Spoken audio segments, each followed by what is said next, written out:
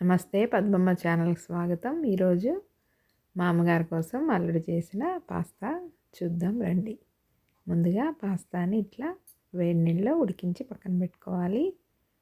తర్వాత broccoli, capsicum cut చేసి పెట్టుకోవాలి. మా అమ్మగారు చూడండి హెల్ప్ చేస్తున్నారు అల్లుడికి.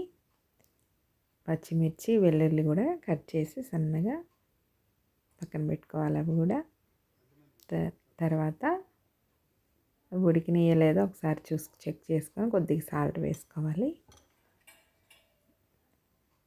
క్యారెట్, బఠానీ ఇవన్నీ ఫ్రోజన్ దొరుకుతాయి, అవే వేసుకోవచ్చు. ఈ పాస్తాలో ఇండియన్ స్టైల్ పాస్తా అండి, చాలా బాగుంటుంది, రెస్టారెంట్ స్టైల్. కొంచెం బ్రోకలీ కూడా అదే వాటర్లో వేసి పైన పెట్టుకుంటే ఉడికిపోతుంది. తర్వాత పొయ్యి మీద ప్యాన్ పెట్టుకొని పచ్చిమిర్చి, వెల్లుల్లి వేసి వేయించుకోవాలి. ఆయిల్ కొద్దిగానే వేసుకోవాలండి. పాస్తాలో వేసే పేస్ట్లు వేసినప్పుడు ఆయిల్ వస్తుంది, అది గమనించుకొని వేసుకోవాలి. కొంచెం చిల్లీ ఫ్లేక్స్ కూడా వేసి బాగా వేయించుకోవాలి. ఈ మూడు పాస్తాలో ఉపయోగించేవి. ఈ బేసిల్ పేస్ట్ వేసినప్పుడు చాలా ఆయిల్ మనకు వస్తుంది, గమనించండి. బాగా వేయించాక ముక్కలు ఉడికిపోయినాయి, అవి తీసేసుకొని మనం అవి వడపెట్టుకోవాలి. తర్వాత రెడ్ చిల్లీ సాస్, టమాటా బేసిల్ సాస్ కూడా వేసి బాగా కలపాలి. ఇది కలుపుతుంటే ఆయిల్ వస్తుంది చూడండి. తర్వాత ఉడికించిన పాస్తా వడబోసుకున్నాం కదా, అది తీసి ఇందులో వేసుకోవాలి. చూసారా ఎంత ఆయిల్ వచ్చిందో.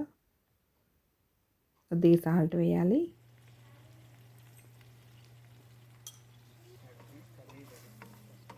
రెడీ అయిపోయింది. పైన కొంచెం సోయా సాస్ వేసుకొని ఒకసారి కలుపుకున్న తర్వాత పాస్తా అందులో యాడ్ చేయాలి.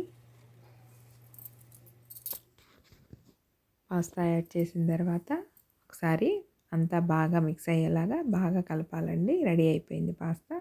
దీనిపైన కొంచెం చీజ్ వేసుకుంటే బాగుంటుంది, తురిమిన చీజ్ ఉంటుంది, అది వేసుకోవాలి. మా మోక్ష చూడండి వచ్చేసింది, రెడీ అయిపోయిందని. దానికి చాలా ఇష్టం pasta. Indian style veg pasta ready. ఇంకా తినడమే. సూపర్గా ఉంది టేస్ట్, మీరు కూడా ట్రై చేయండి. Watch my Padmamma channel. Bye.